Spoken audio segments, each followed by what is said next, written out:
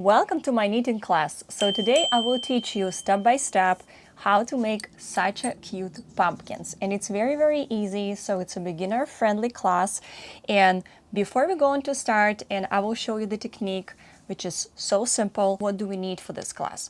So first we need a couple instruments. It depends on the thickness of your yarn, which one do you need.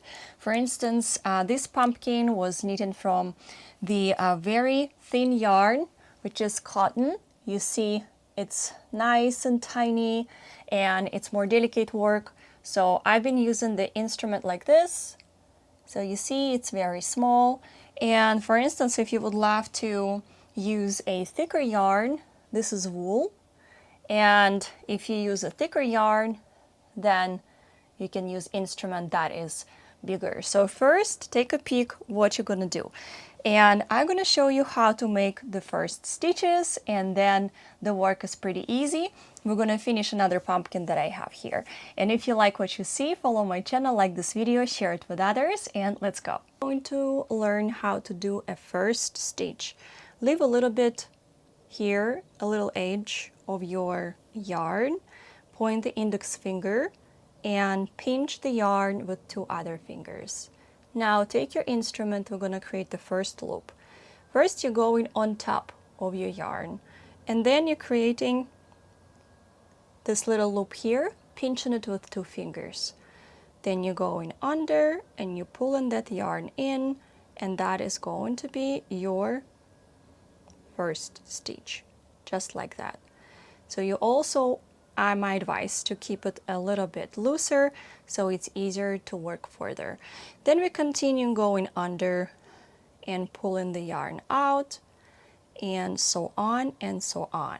So we're going to keep going until we're happy with the length of our pumpkin, and I will meet you at the end. I will make total about 8 to 10 stitches. And so for instance, I am done here. Now what we're going to do, you see the result, we're going to turn it around.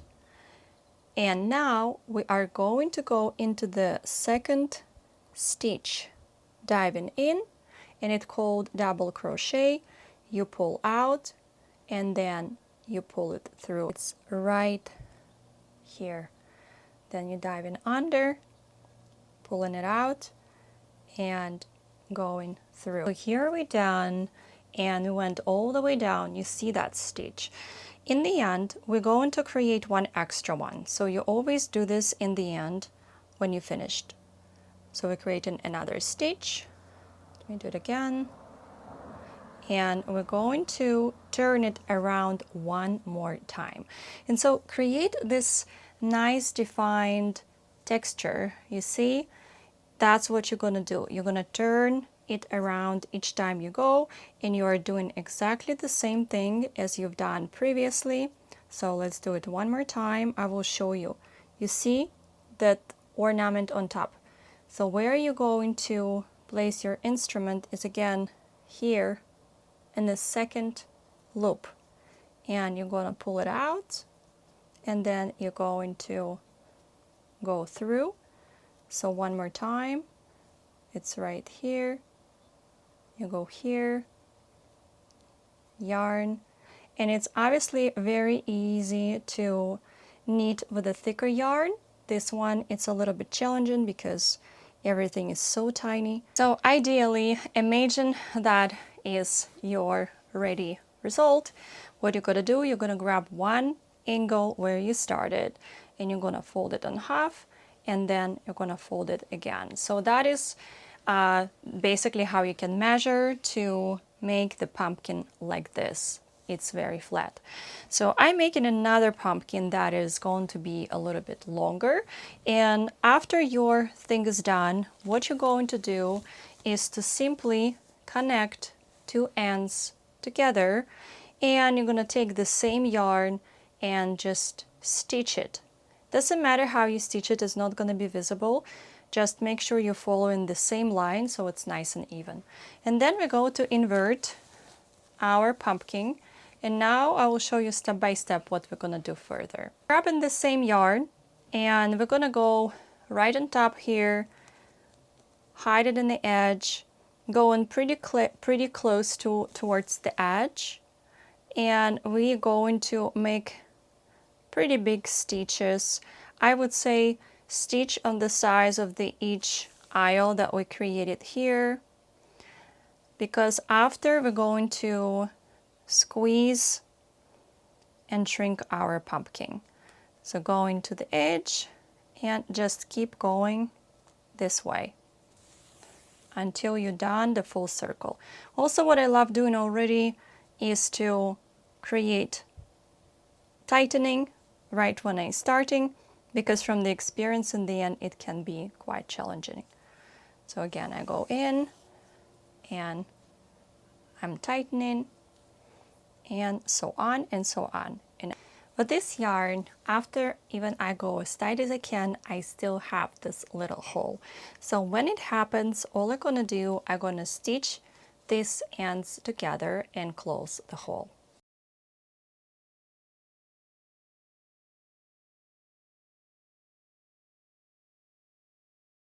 Now I'm done closing. That's going to be the bottom of our pumpkin, and now it's a fun part to put a filler inside. Tucking it down evenly. Here we go. This pumpkin is definitely bigger, thicker, puffier, and I especially put a lot of filler inside because after we're going to close this upper part, we're going to start kind of shrinking it a little bit. So that is plenty. That is really good. And so what we're going to do, we are going to take the needle and to go all the way through from here. I actually like to close my work before I do anything else. So put like a little last stitch here and close my work first, and then going down all the way, you're gonna need to find that needle from the other side and bring it all the way through, just like that. Okay, and so now from here we're going to do exactly the same thing as the other side we did. We're going to go around and create a small stitches right here so we can put things together. And here we are, and now we're going to tighten it up. It looks pretty nice.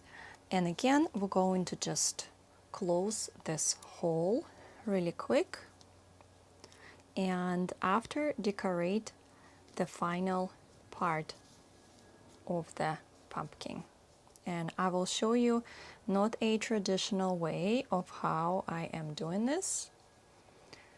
So I will meet you after I will close this part right here.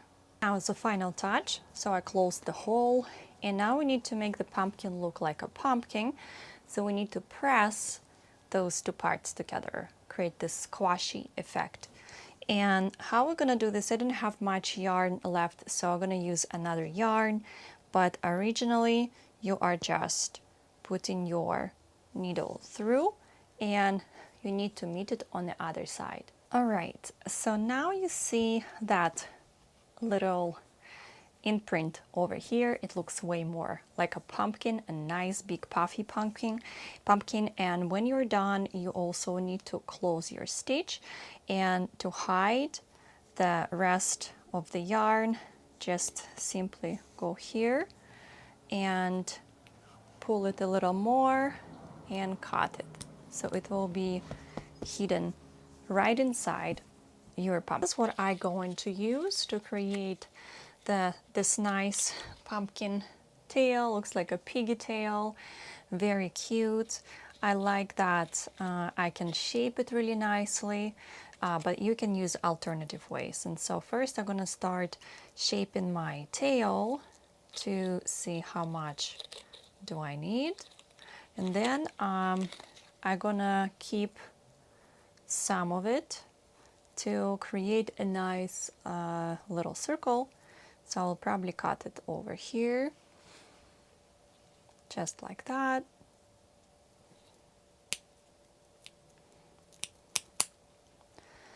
And now we're going to shape the little part that goes inside of the pumpkin, and I prefer not to glue it but to stitch it.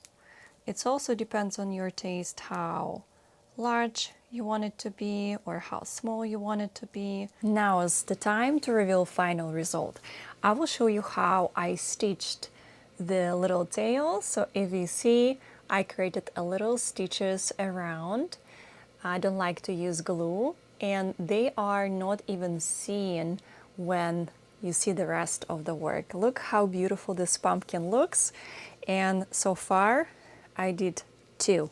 So you see there is a different shapes, and this one also not fulfilled as hard as this one. So it's truly depends on what you want to do with your craft, but these are made with your hands, look amazing and feel so warm and so cute. If you guys have any questions, please let me know. There is more knitting lessons to follow, as I really love to make clothes and home goods from it. And please, once again, follow my channel, like this video to help my channel to grow and to share more beautiful knowledge with all of you.